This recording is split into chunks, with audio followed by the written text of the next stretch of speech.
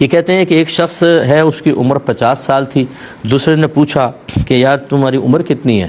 اس نے کہا 50 سال۔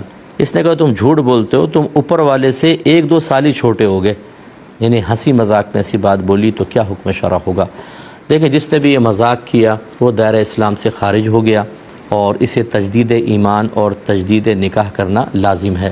بعض چیزیں ایسی ہیں کہ جس میں شریعت مذاق کو بالکل قبول نہیں فرماتی، اس میں سنجیدگی بھی سنجیدگی ہے اور مذاق بھی سنجیدگی ہے، جیسے کہ ایمان اور کفر کے مسئلے میں۔ اب یہ کہنا کہ اوپر والا سب سے پہلے تو اللہ کے لیے سمت مقرر کر دی، یہ کفر۔ پھر یہ کہا کہ اس سے 1-2 سال ہی چھوٹے ہو گئے، اس کا مطلب ہے کہ عمر اس کی ہوتی ہے جو پہلے نہیں پیدا ہوتا، پھر پیدا ہوتا ہے تو یہ ہم اندازہ کرتے ہیں 20 سال کا ہو گیا، 30 سال کا۔ اس کا مطلب اس نے یہ عقیدہ بھی ظاہر کیا کہ پہلے خدا موجود نہیں تھا، اس کے بعد مارز وجود میں آیا، یہ دوسرا کفر۔ پھر اللہ تبارک و تعالیٰ کی ایک عمر مقرر کر دینا، یہ کفر۔ یہ بہت سارے کفریات اس میں جمع ہو گئے۔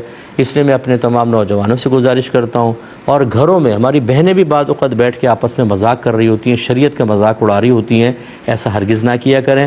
اور یہ جو آپ کے پاس پوسٹس کے اندر جوکس وغیرہ آ جاتے ہیں شریعت سے متعلق، اور یہ جو آج کل بھی میں نے نشاندہی کی تھی، کلپ بنا دی، کوئی بھی ایک مسئلہ لے لیا، ایک یہاں سے ہنس رہا ہے، ایک وہاں سے ہنس رہا ہے، بیچ میں کسی کے قہقہے ڈال دیے، آپ انجوائے کر رہے ہوتے ہیں، آپ کو نہیں پتہ چلتا بعض اوقات جو مسئلہ بیان ہو رہا ہے وہ بعینی ایک حدیث ہے، بعینی ایک آیت کا مضمون ہے، اور آپ کا اس کا مذاق اڑانا اصل میں اللہ اس کے رسول کا مذاق اڑانا ہے، قرآن اور حدیث کا مذاق اڑانا ہے۔ ایمان یوں نکل جائے گا ہاتھ سے، یہ تو ہنسانے والا روئے گا ہی روئے گا، یہ 50 کو رلانے کا سبب بن جائے گا۔